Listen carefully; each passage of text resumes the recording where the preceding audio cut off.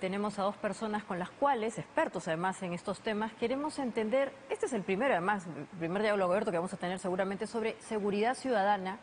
Hay una serie de elementos que se están produciendo entre el sicariato, los robos, en fin, medidas que algunos gobiernos a nivel local, por ejemplo, se están dando para tratar de contener, pero creemos que tenemos que darle un mayor nivel de análisis y para eso hemos invitado a dos personas. Nos está acompañando a través de la tecnología Ana María Villacampa, ella es exsecretaria técnica del CONASEC. Muchas gracias por estar ahí, Ana María, conectada. Y con nosotros en el estudio está Noam López, que es profesor investigador de Pulso en la Universidad Católica. Buenas noches. Gracias. Bueno, buenas noches y muchas gracias por estar allá también, como decía Ana María. Bueno, la situación es complicada. En el Perú siempre ha habido picos de inseguridad. Actualmente las noticias nos muestran que, por ejemplo, hay un recrudecimiento del sicariato, como casi ya como una fuerza especial, como un mercado que se ha generado. ¿A qué se debe esta situación, Noam? Sí, los homicidios, digamos, un problema de las últimas décadas. Se mide por tasas cada 100.000 habitantes y nuestra tasa peruana es entre 7 a 8 en los últimos años. Si uno mira la tendencia, ha ido aumentando.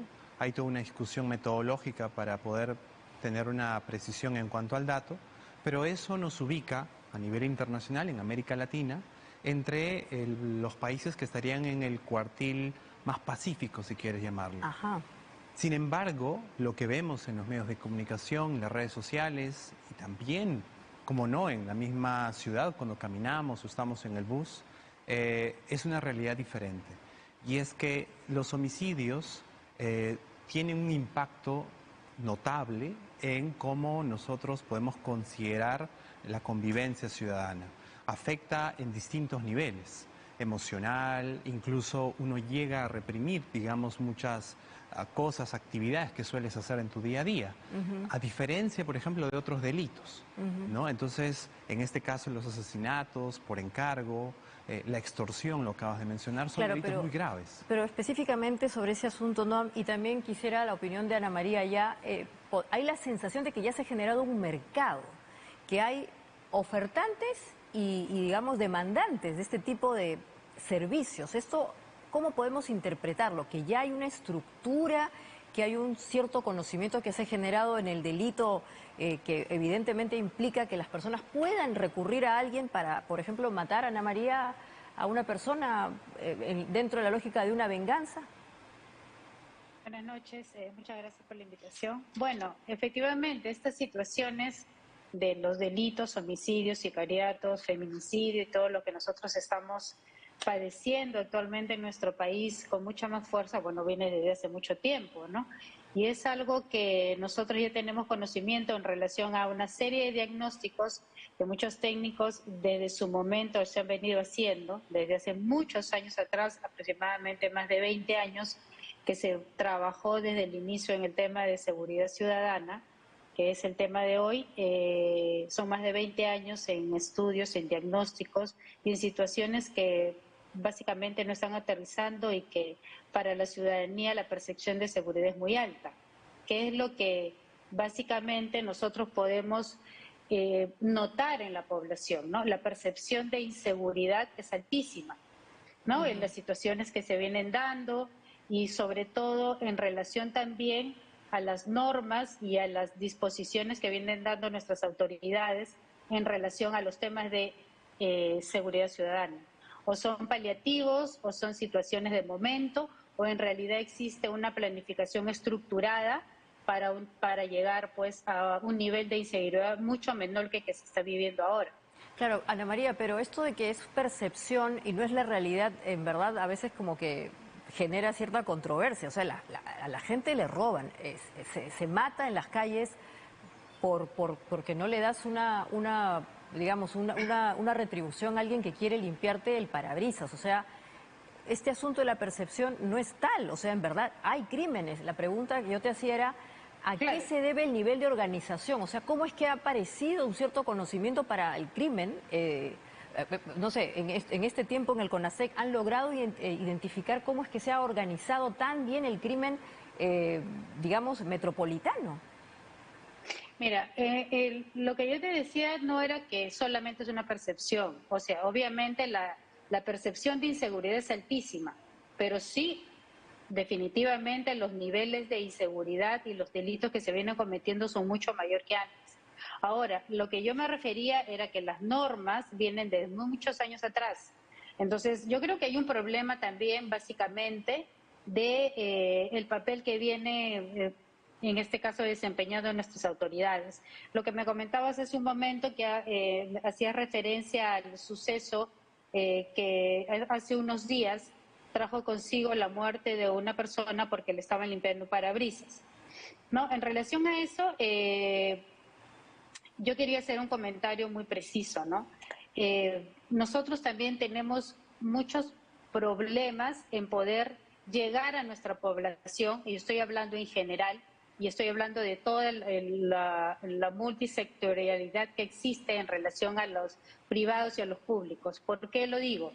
Porque el día de hoy, el día de ayer, en este caso los alcaldes, están sacando unas ordenanzas o decretos municipales señalando de que ahora se va a prohibir que las personas limpien parabrisas y que esos son normas radicales. Bueno, lamentablemente estamos llegando ya incluso hasta sorprender al ciudadano.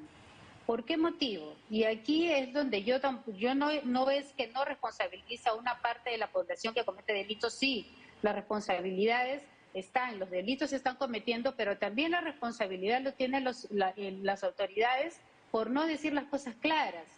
A ver, ahí, Ana María, y, si me permites, sí. para también hacer participar a Noam, lo que estamos entendiendo es que las normas per se no van a detener la criminalidad. O sea, como medidas disuasivas, ¿no son eficientes? O sea, las normas, las reglas... No es eso.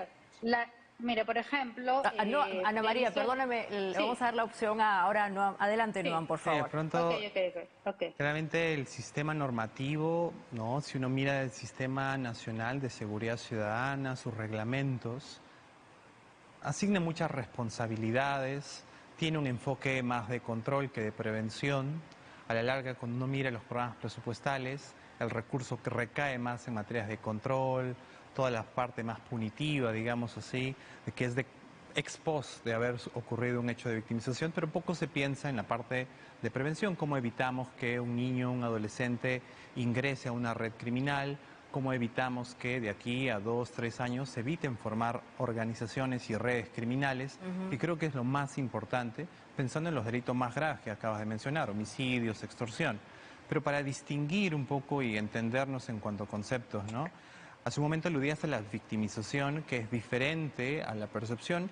Usualmente todo esto viene por una discusión de un cuestionario que se suele utilizar y el INEI lo maneja, digamos, cada año. Es la Encuesta Nacional de Programas Presupuestales y tiene su módulo de seguridad ciudadana, en donde se te pregunta si has sido víctima en el último año, ¿no? Entonces casi la cuarta parte de la población peruana es víctima el último año. Pero cuando le preguntas si el próximo año crees que va a ser víctima, casi 9 de cada 10, casi 90, 95%. Entonces, pero la percepción ahí está también mal preguntada, porque a nivel internacional se te sugiere un contexto determinado, una hora determinada y si puedes ir con alguien. Entonces, cuando preguntas así, ¿no? A ti te daría miedo caminar de noche solo por tu barrio, la percepción baja, ¿no? Baja 56%, 50%. Todo depende de cómo lo midas. Entonces, solo para tener un poco más claro los conceptos. Claro. No, pero volviendo al punto Correcto. que quería, de alguna manera también para quienes nos ven, estamos entendiendo que hay como situaciones, hay una situación previa al crimen, hay una situación donde ya se produjo y en cada momento tendrían que haber acciones distintas. Así es. Las normas disuasivas o las acciones disuasivas tienen que estar en el ex ante, o sea, antes de ese proceso o después. Por ejemplo, las normas que ahora se están aplicando en muchos gobiernos locales vinculados a la prohibición de estas personas que van a limpiar parabrisas y que, bueno, obviamente también está buscando trabajo, ¿no? Así es un trabajo que es precario, es vulnerable, pero es una necesidad para aquellos que no tienen ingresos, ¿no? estables. Y claro, así podrías extender a los lustrabotas, aquellos cualquiera que está vendiendo alguna golosina, digamos, en una esquina y no necesariamente te limpia el parabrisas. Por eso, no es en sí mismo eficiente. En sí mismo no está pensando en evitar el delito, evitar que se generen personas que roben. Y hace un rato hablaste del mercado, así es, hay una oferta, demanda, hay redes que articulan el mercado de objetos robados y por lo tanto si estamos pensando solamente en el que me va a arranchar el celular, pues estamos viendo una partecita de todo. Porque luego hay el que acopia, luego hay el que reflashea, luego hay el que lo pone en un stand, en una galería que es legal, que tiene todos los permisos y hay gente que compra. Es todo un mercado, claramente. Ana María, ¿y a ti qué te parece? Sí. No sé, ya son cerca ya de 100 días que ha llegado a la alcaldía de Lima, bueno, el señor López Aliaga. ¿Qué medidas crees tú le recomendarías a nuestro burgomaestre para tratar de alguna manera de controlar o de contener la percepción o en verdad, en efecto, en los niveles de delincuencia que hay a nivel metropolitano? Sí, mire, antes de responder esa pregunta, yo quería hacer una aclaración pequeñita en relación a la pregunta anterior, en relación a las normatividades que dan los burgomaestres. A eso me refería hace un momento cuando te decía que no era la situación clara. ¿Por qué motivo? Y más o menos quisiera aclararlo para que se tenga en cuenta. El alcalde de Adelante. Surco ha emitido un decreto de alcaldía, el 08 del 2023, que supuestamente, porque yo he visto, bueno, en los canales, de que está señalándose de que está prohibiendo para que los limpiaparabrisas ya no limpien los parabrisas de los vehículos en las calles. Supuestamente es eso, está prohibido. No, pero en realidad, si nosotros nos detenemos a leer este decreto de alcaldía en los dos párrafos últimos, que son los artículos que decreta, no dice precisar que la actividad ambulatoria de lavado de parabrisas y otros en la vía pública es una actividad prohibida. Pero en relación a la ordenanza 540 de la Municipalidad de Surco, dice así, específicamente. Pero si tú te vas a la ordenanza 540 de la Municipalidad de Surco, es una ordenanza que se dio en el año 2016. Y en el año 2016 señala que en esta ordenanza municipal dice el propietario que realiza o permite a terceros que realice el lavado de su vehículo en la vía pública. A eso se refiere este decreto municipal o decreto de alcaldía que ha sacado la Municipalidad de Surco. O sea, lo que trae a colación este decreto de alcaldía es una norma del año 2016 que sanciona al propietario que permite que terceros le laven el vehículo. Claro, pero igual, o sea, pero no se habla en relación al tema de que se va a sancionar a que limpien los parabrisas en las calles. claro, en otras palabras, Ana María, en otras palabras, si me permites, y para no desviarnos del tema, queremos hablar de seguridad, en este caso se está transfiriendo responsabilidad al propietario del vehículo y que él, obviamente, si finalmente alguien viene a pedirle limpiar su limpiaparabrisas, él definirá y obviamente recurrirá a esta alcaldía, a este decreto. El tema acá, o sea, yo no, lo que yo hago referencia es de que no se habla claro, los alcaldes no hablan claro, porque esta norma la tienen todas las municipalidades. Y el día de mañana va a haber un Consejo Municipal de Lima, ahí es donde voy a responder tu pregunta, Eso es, en la cual se señala, en la cual se va a hablar sobre este mismo tema. Y es segurísimo de que existe en la Municipalidad de Lima, ya con años de anterioridad, una norma que se sanciona a las personas que dejan limpiar sus vehículos o permiten que terceros limpien sus vehículos en la vía pública. Entonces, no se condice una situación con la otra. ¿Por qué tocar este tema de la muerte de este señor para traer a colación una norma que en realidad no tiene mucho que ver con la situación? Ana María, el tema de la seguridad ciudadana. Perfecto, Sí. para darle la oportunidad, o sea, más allá de lo que está planteando Ana María, que en efecto probablemente los decretos estos municipales, el caso específico de Surco, no son muy claros, vemos que se está trasladando la responsabilidad al propietario del vehículo para que él finalmente defina si va a querer o no que se aplique esta normativa. Te traslado la pregunta que le hacía Ana María, Noam. ¿Qué medidas tendrías que hacer o de ejecutar el burgomaestre y en todo caso quienes hoy día están liderando, estamos hablando concretamente de Lima, para de alguna manera mejorar la seguridad ciudadana tanto en su percepción como en su realidad? Primero, generar información sobre cómo están los distritos, ¿no? Porque creo que hay una visión tergiversada a veces de que solamente nos fijemos en denuncias que se ingresan a comisarías o a fiscalías. Podrías implementar sistemas generadores de datos a través de encuestas, por ejemplo, por distrito. Hay algunas regiones como Cusco que ya se animó a hacer su primera encuesta de seguridad ciudadana el año pasado, hacia diciembre. Generar nueva información. 2, establecer articulación con la policía. Ya. Solo no va a poder el serenazgo. Necesitas capacitarlo, instruirlo, hacerlo un registro de información con ellos. El trabajo es con la policía porque a la larga ellos son los que investigan, Así es. ellos son los que ven la parte de inteligencia, los pesquisas que acompañan a la labor fiscal. Entonces, sin duda, tiene que haber un trabajo con las comisarías y cuando uno ve las prioridades a veces y prefieres ampliar, mejorar tu gerencia de seguridad ciudadana, pero tu comisaría está en un estado precario, por ejemplo. No hay internet o Claro, no hay cuestiones equipo de informático. infraestructura propiamente. Entonces, y está en tu distrito, ¿no? Y puedes tú capturar, identificar y todo, y se lo pasa a la policía, pero tiene poca capacidad de resolución de toda la carga que le viene. Noam, Entonces, ¿cuánto ayuda en el rastreo del delito contar, por ejemplo, con un elemento muy recurrido, las cámaras, ¿no? Todos los burgomaestres cuando están en proceso de llegar a la alcaldía o cuando están compitiendo hablan de poner las cámaras, ¿no? Las cámaras, vamos a llenar a la ciudad de cámaras porque de esa manera vamos a tener un control y vamos a saber quién pasa. Exacto. Este tipo de cosas, ¿cuánto ayudan? De acuerdo a tu lógica, ¿en qué momento debemos utilizarlas? ¿En el ex ante, durante, después? ¿Cuán eficientes son? bueno, los sistemas de videovigilancia sirven bastante, por ejemplo, como evidencia para el proceso penal que el fiscal puede usar, por o sea, en el ex post. ex post. Segundo, pueden ser disuasivos. Sin embargo, la capacidad de respuesta, es decir, una cámara puede estar en una esquina, pero un ciudadano ve que están robando ahí y nadie viene luego de 5, 10, 15, 20 minutos, entonces por gusto está ahí, ¿verdad? La gente que pasa conoce, sabe que, bueno, esa cámara está ahí, pero nadie viene. Entonces, la idea que la cámara esté ahí es porque hay una capacidad de respuesta en minutos. Si eso no ocurre, la gente va a desconfiar del sistema de videovigilancia. Muchos estudios, yo hace unos años hice algún estudio para Lima Metropolitana y en modelos estadísticos se puede obtener que el impacto que se tiene es casi 18%, 12% de hechos reales, de ocurrencia de hechos en casco histórico de Lima. Entonces, la evidencia lo que muestra es que los sistemas de vigilancia per se no son suficientes para garantizar que se eviten o se persiga al delincuente, porque tienes que tener una capacidad de respuesta instalada. Claro. Entonces, estratégicamente. Y luego se piensa que poner la cámara y ya está y lo dejas como prender el foco. No hay que hacer gestión de cámaras, porque si en ese lugar ya se dejó de robar, entonces cambias la cámara y pones en otro lugar.